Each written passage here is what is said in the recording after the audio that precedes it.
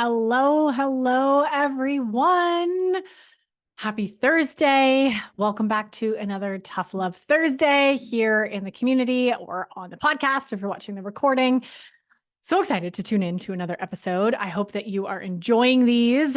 The purpose and goal of these short 10-minute segments, if you're new to this show, is to really help support opening your mind and beginning to see yourself, your relationship with yourself, and thus your relationship with food through a different lens.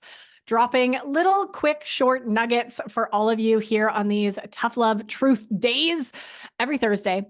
And today is a doozy. Today is something that I talk a lot about inside all of my programs and deeply love supporting women, my clients, into this journey.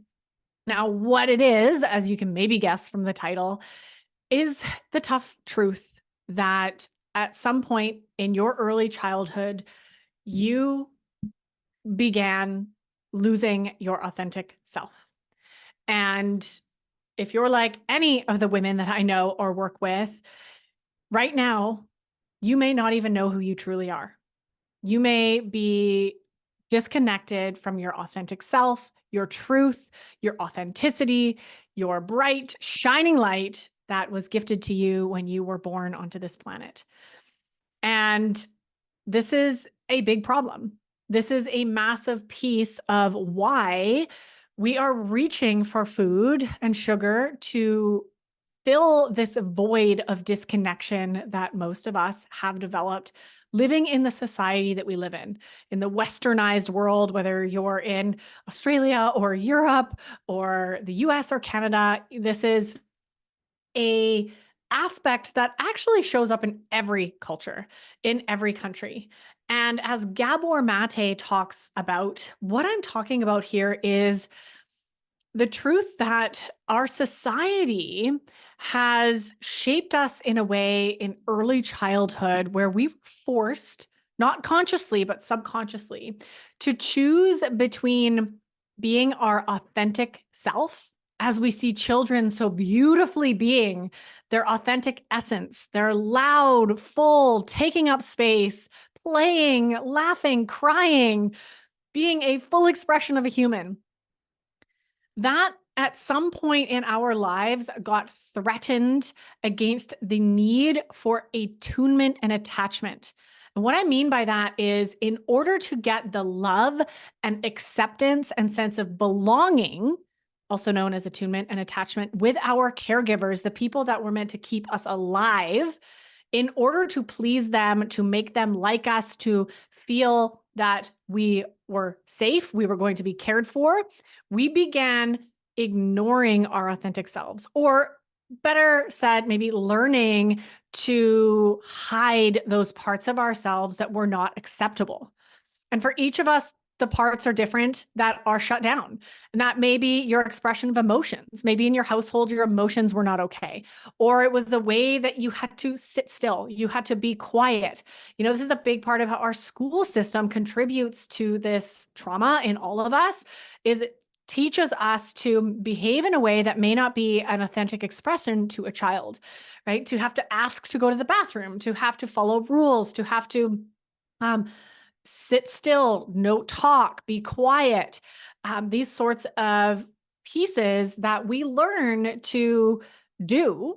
Either we're punished if we don't do them, or emotionally and energetically, we feel our caregivers pull away if we're not following the quote unquote rules, or we're not being a good girl. So we then begin to find ways to fit in and to get that love and attachment that we needed from our caregivers. And this is that conundrum between, like, the choice between being our authentic self and getting the love and attention that we need for survival.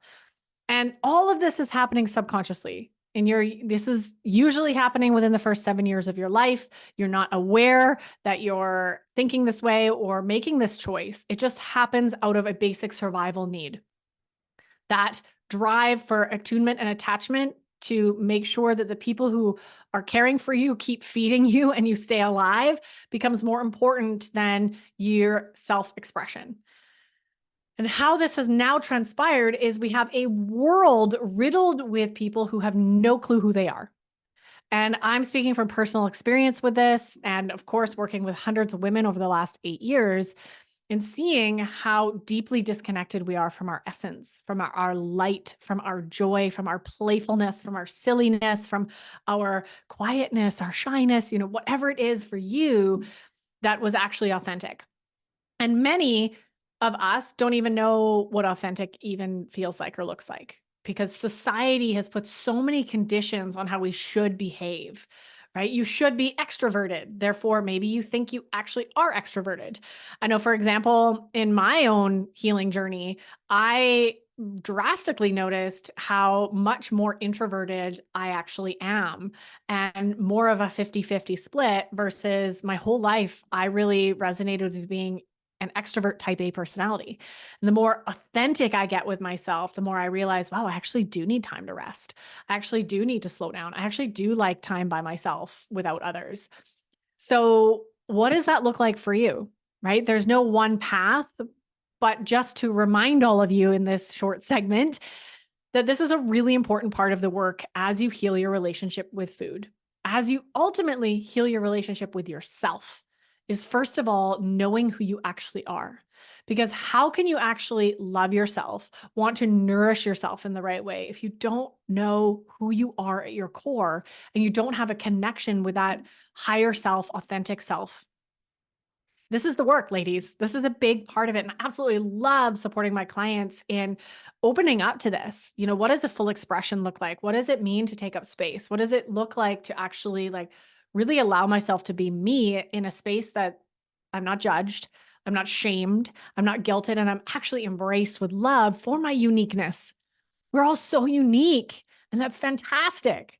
And I know it sounds cliche because we've heard it before, but it's so deeply important to begin bringing back our uniqueness and bringing back our quirks, our weirdness, our silliness, all the pieces of us that make us who we are.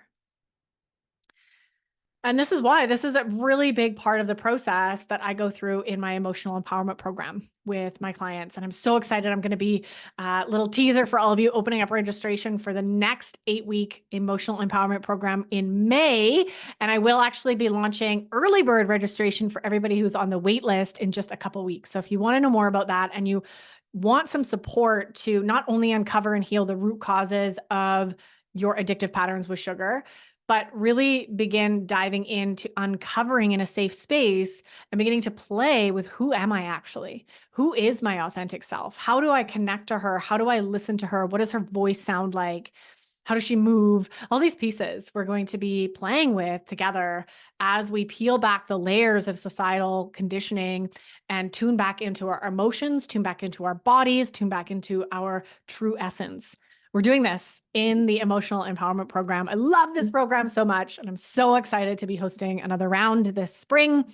So again, if you are curious at all, you definitely want to come and get on the wait list, because you will get early access and some crazy bonuses. And of course, all the information first before I open to the public in May. So my little gift to all of you, I'll make sure that the link is above this video and in the comments below. And of course, in the show notes, if you're listening on the podcast. But there you have it. Another Tough Love Thursday. I would love to hear your thoughts, of course.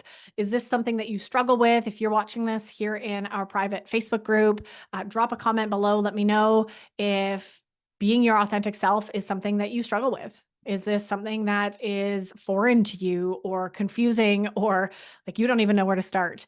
Let's keep the conversation going in the chat, and we'll see you all on the same time, same place next week.